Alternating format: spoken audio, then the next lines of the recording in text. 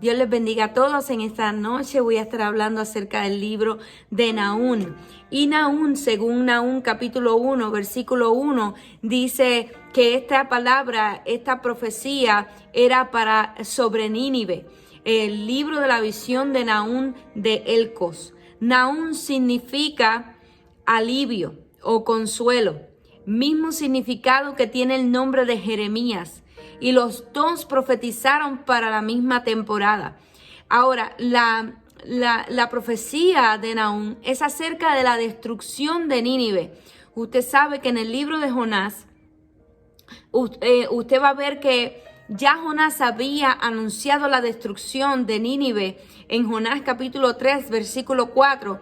Pero luego usted ve que este pueblo se arrepiente, se humilla ante Dios, y lo que Dios hizo fue detener su castigo temporalmente. Por un tiempo fue detenido. Y esto se encuentra en Jonás capítulo 3, versículo 10. Pero ¿qué pasó? ¿Por qué razón entonces ahora encontramos en Nahum la destrucción de Nínive? Por la sencilla razón de que Nínive se había hecho corrupta, había sido mucho peor de lo que eran antes. Y si usted lee, voy a leer simplemente los primeros versículos de Nahum capítulo 3 para que usted vea lo malo y terrible que eran esta gente.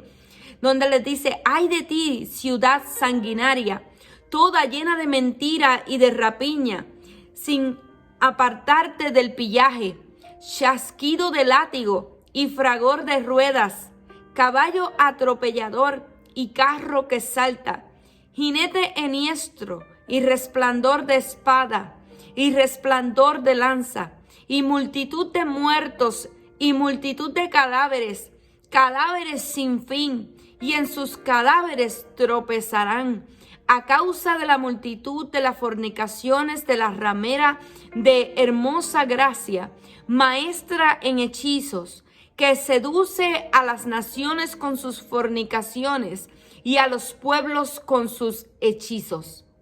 ¡Wow! Imagínense si Nínive era tan corrupta que no importaba, cogían a sus líderes y los torturaban y los mutilaban para luego ejecutarlos. Ellos mataban todo lo que encontraban a su paso. Eran horribles, terribles en ese tiempo cuando se tornaron en contra de Dios, cuando decidieron volverse a su maldad, a su pecado, a los ídolos. Entonces usted se va a dar cuenta que en ese tiempo, si usted va por las fechas, los que vivían y moraban en Nínive eran los asirios, porque el rey Sennacherib hizo de Nínive la capital del pueblo de Asiria, hasta que fue su destrucción. Así que no pasó mucho tiempo después de que Dios los había perdonado. No había pasado mucho tiempo cuando ellos se volvieron a su maldad, a su crueldad, a su orgullo, a su brutalidad. Es una manera terrible, terrible la manera de este pueblo comportarse. Y claro está, nosotros tenemos un Dios de oportunidades y a veces creemos que la Biblia está llena de oportunidades solo para el pueblo de Israel. Pero aún así, si este pueblo fallaba, igual que el pueblo de Israel, cuando fallaba, ¿qué venía? Venía castigo, venía un momento de disciplina de Dios mismo, venía destrucción de parte de Dios. Y en este caso, Dios había traído una profecía en contra de Nínive, de destruirla por completo, por el hecho de que no solamente iban conquistando ciudades, sino que se metieron con su pueblo. Ellos fueron los que destruyeron al reino del norte de Israel. Y cuando ya se iba acercando la destrucción para Judá, fue que entonces vino esta palabra de destrucción sobre Nínive, porque Dios no iba a permitir que la tribu de Judá se viera afectada, o el reino de Judá se viera afectado por esto, porque no podía ser destruido por completo, porque habían profecías que habían de cumplirse con la tribu de Judá. Así que este libro era para que los israelitas supieran de que Dios los iba a defender, que Dios iba a defender a Judá de la mano de Nínive, porque la destrucción del reino del norte ya había sido profetizada, ya se les había dicho que el reino del norte iba a ser destruido, pero el reino del sur iba a permanecer. Judá iba a permanecer.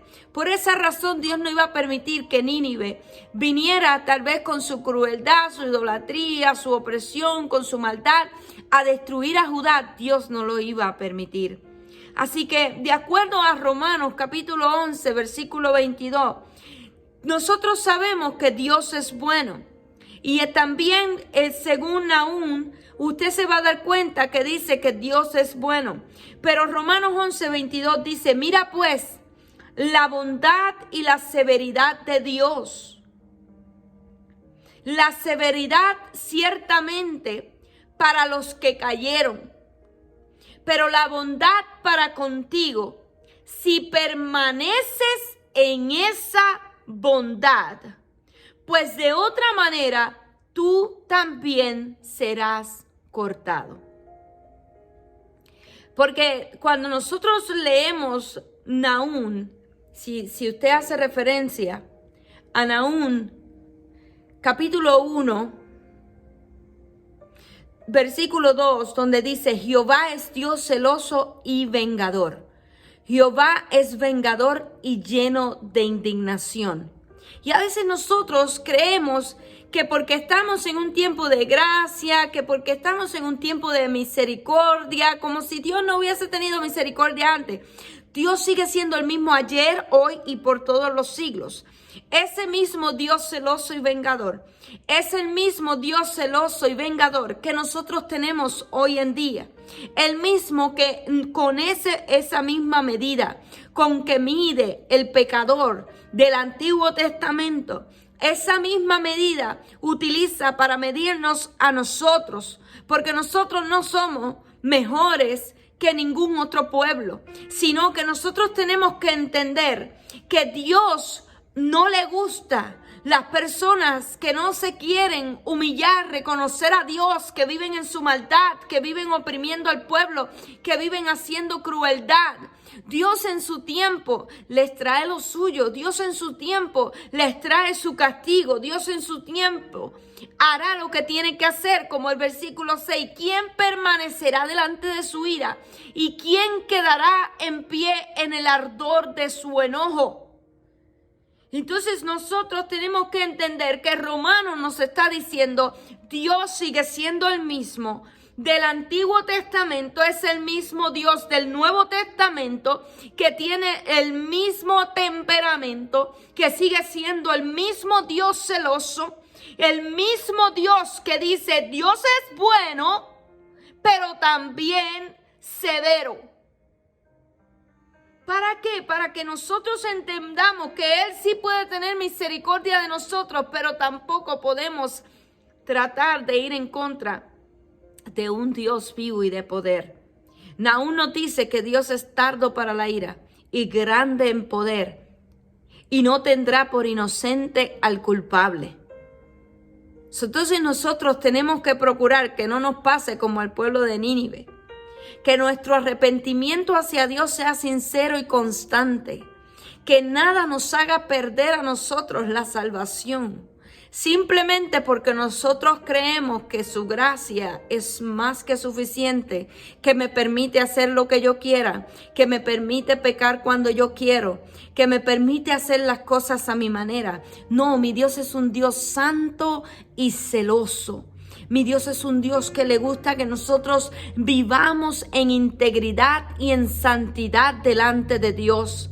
Que Dios aborrece el pecado y que nosotros tenemos que vivir constantemente en santidad y en justicia. Porque Nahum también profetiza acerca de eso, acerca de Dios, de que Él es un Dios santo y un Dios justo. Nahum también declara la soberanía universal de Dios sobre el mundo entero. Dios es el Dios de la historia y de toda la nación, y Él tiene todo bajo su control. Si tú crees que Dios ha perdido el control de todo lo que está pasando alrededor del mundo, estamos equivocados. porque Dios conoce cada cosa que está sucediendo debajo del sol. Él sabe las cosas como están pasando a nuestro alrededor. Y aún nos está diciendo, Él sigue siendo soberano. No hay quien se burle de nuestro Dios. Y Nínive no se pudo burlar de Dios, sino que su pecado lo llevó a su propia destrucción. Nosotros no podemos burlarnos de Dios, sino que nuestro pecado nos puede llevar a nuestra destrucción. Pero Él es Dios fiel y defiende a su pueblo, defiende a sus escogidos, defiende a su iglesia, y no habrá nada que nos podrá hacer frente. Dios les bendiga, espero que esta palabra sea de bendición para su corazón y que usted procure constantemente vivir en santidad y agradando a Dios.